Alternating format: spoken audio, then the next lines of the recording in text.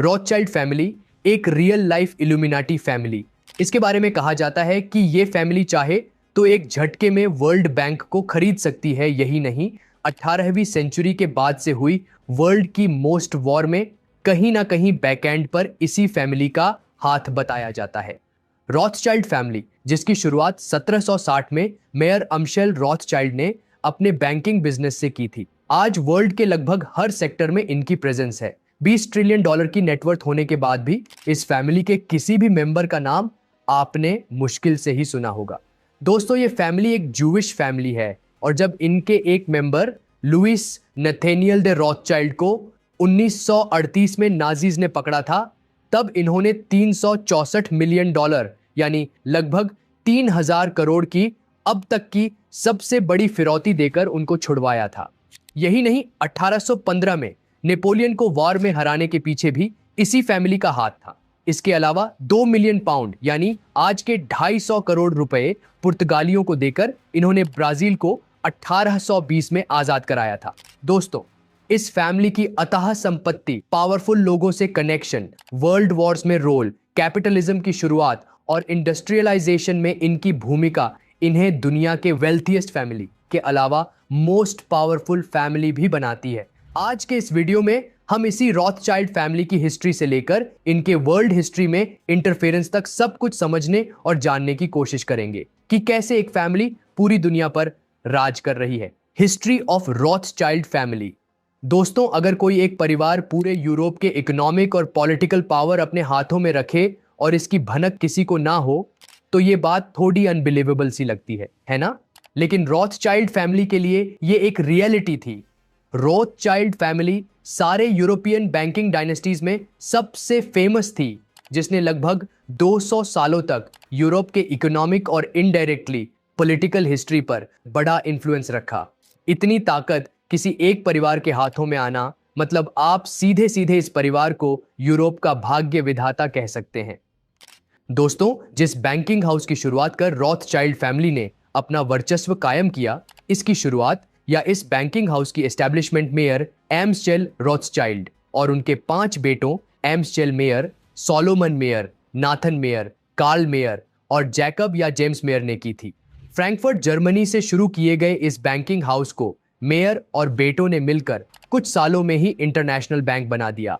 ये family loan लेना, deposit रखना, बॉन्ड्स जारी करना जैसी बैंकिंग सुविधाएं लोगों को मुहैया कराते थे। 1820 में इन पांचों भाइयों ने मिलकर फैसला किया कि वो अपनी वेल्थ और पावर को इंटरनेशनली ग्रो करेंगे और वो निकल गए उस वक्त दुनिया के 5 वेल्थीएस्ट सिटीज में।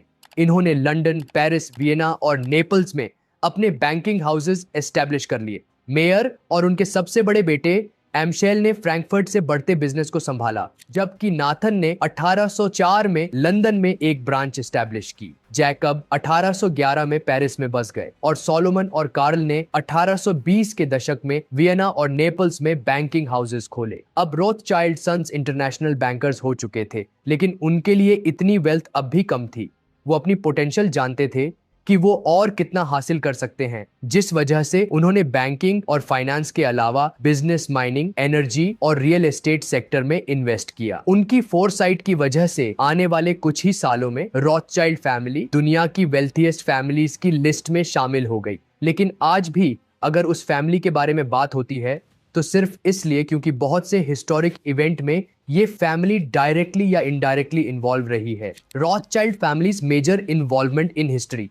दोस्तों, रॉथचाइल्ड फैमिली की हिस्ट्री कॉन्स्पिरेसी करने वालों के लिए किसी सोने की खान से कम नहीं है, लेकिन इस बात से भी इनकार नहीं किया जा सकता है कि रॉथचाइल्ड फैमिली की प्रेजेंस ऐसे ऐसे इंसिडेंट के पीछे रही है जिस पर आपको यकीन नहीं होगा। जैसा कि हमने ये पहले समझ लिया है कि कैसे रॉथचाइल्ड फैमिली ने अपने बैंकिंग हाउस को जर्मनी के अलावा दुनिया के 5 बड़े शहरों में एस्टैब्लिश किया। लेकिन ये सिर्फ बैंकिंग हाउस नहीं थे, बल्कि दुनिया के पहले बैंकिंग सिस्टम्स भी थे। कहीं ना कहीं कैपिटलिज्म की शुरुआत के लिए रॉथचाइल्ड फैमिली को ही क्रेडिट जाता है। इन्होंने फाइनेंशियल ट्रांजैक्शंस और बैंकिंग सेक्टर में जो काम किया, वहीं आज के आर्थिक ढांचे की नींव समझी जाती है। सबसे पहले इन्होंने ही इन्वेस्टमेंट के कॉन्सेप्ट को आजमाया था। ये दुनिया के पहले लोग थे जिन्होंने बैंकों से पैसा निकालकर उसे कॉलोनीज के गवर्नमेंट प्रोजेक्ट्स में लगाया था, जिससे उन्हें काफी फायदा हुआ और आज पूरी दुनिया के बैंक उसी मॉडल का इस्तेमाल करती है, मतलब इन्वेस्टमेंट के बदले बेहतर रिटर्न। लेकिन रॉथस्चाइल्ड फैमिली के लिए ये सिर्फ एक पहला स्टेप था।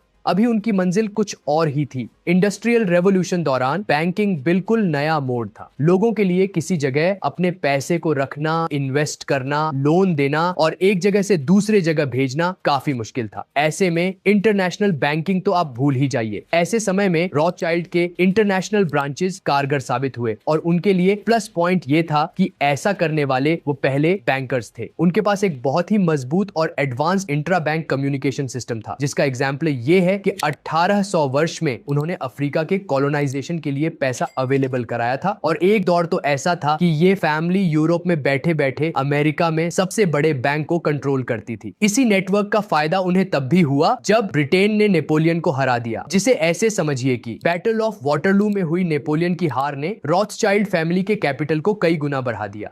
दरअसल 1813 से 1815 तक लंदन में नाथन मेयर रॉथस्चाइल्ड ने लगभग अकेले ही ब्रिटिश वॉर एफर्ट्स को फाइनेंस करने में इंपॉर्टेंट रोल प्ले किया। अकेले 1815 में रॉथस्चाइल्ड ने ब्रिटेन के कॉन्टिनेंटल पार्टनर्स को सब्सिडाइज्ड लोन्स में 9.8 मिलियन पाउंड प्रोवाइड किया था।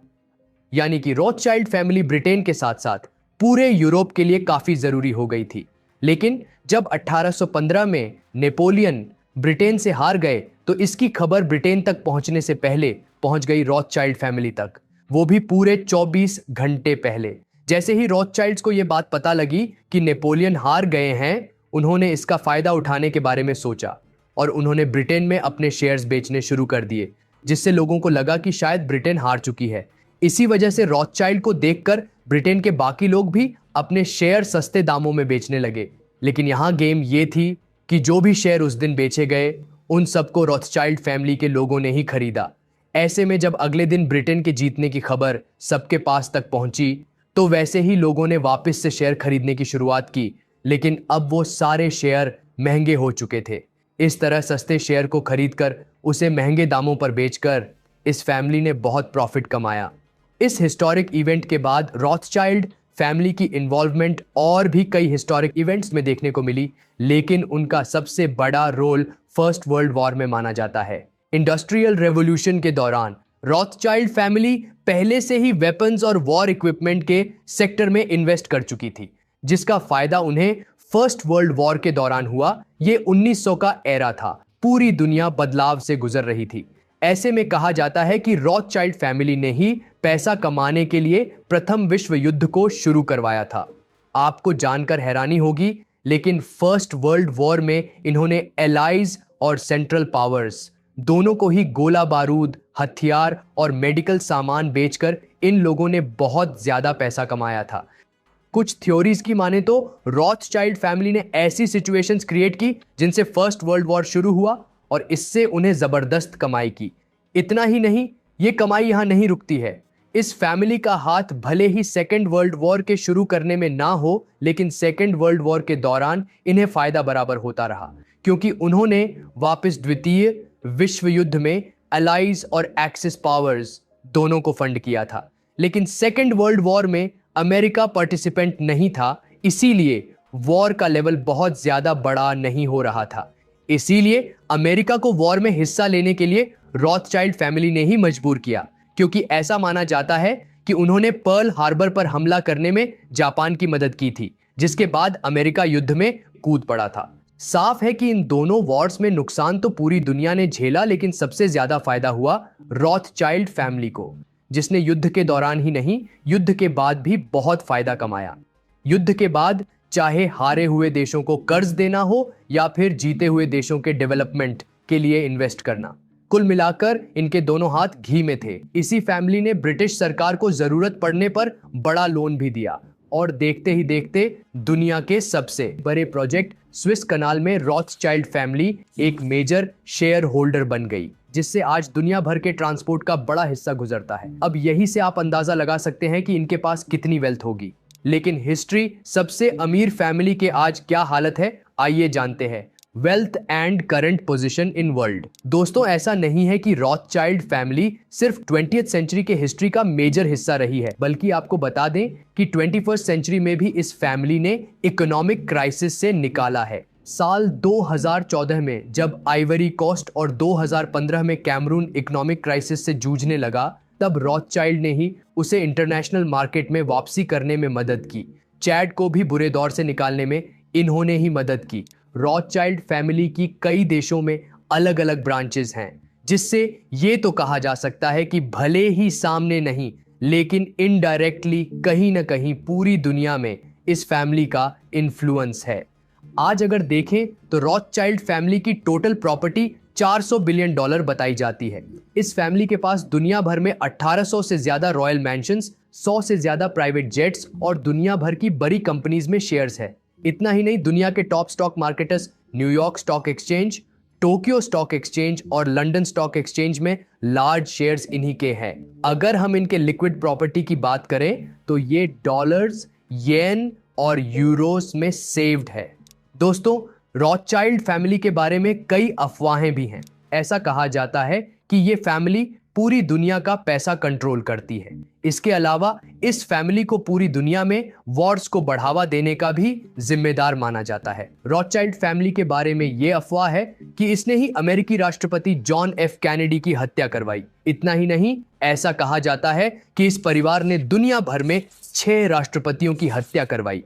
लेकिन इस बात की सच्चाई कितनी है, ये कहना मुमकिन नहीं। कंक्लूजन दोस्तों, आज रॉथचाइल्ड फैमिली काफी हद तक अंडरग्राउंड है, पब्लिक लाइफ लाइमलाइट से बहुत दूर। इस परिवार के वंशज यूरोप के सबसे अमीर लोगों में शामिल हैं। साथ ही इन्हें यूरोप के सबसे बड़े इन्वेस्टमेंट ब्रोकरेज फर्म्स के ओनर्स के तौर पर भी जाना जाता है। हालांकि कई रिप्यूटेड फाइनेंशियल जर्नलिस्ट्स ने दावा किया है कि आज पूरा परिवार एक शैडो ऑर्गेनाइजेशन के रूप में काम करता है और लगभग हर इंटरनेशनल बैंक में उनकी हिस्सेदारी है। उनका मानना है कि सभी मेजर बैंक्स में उनकी टोटल 30% हिस्सेदारी है। लेकिन जब आप रॉथचाइल्ड की ऑफिशियल वेबसाइट पर जाते हैं तो आपको पता लगता है कि वो दुनिया की सबसे बड़ी इंडिपेंडेंट फाइनेंशियल सर्विसेज देने वाली कंपनियों में शुमार है। 40 देशों में 3800 से भी ज्यादा फाइनेंशियल एडवाइजर्स की टीम उनके लिए काम करती है। आज रॉथचाइल्ड परिवार की 7वीं पीढ़ी इस वक्त बिजनेस को संभाल रही है। क्या आपको भी ऐसी किसी सीक्रेट फैमिली के बारे में पता है? कमेंट बॉक्स में जरूर बताइएगा।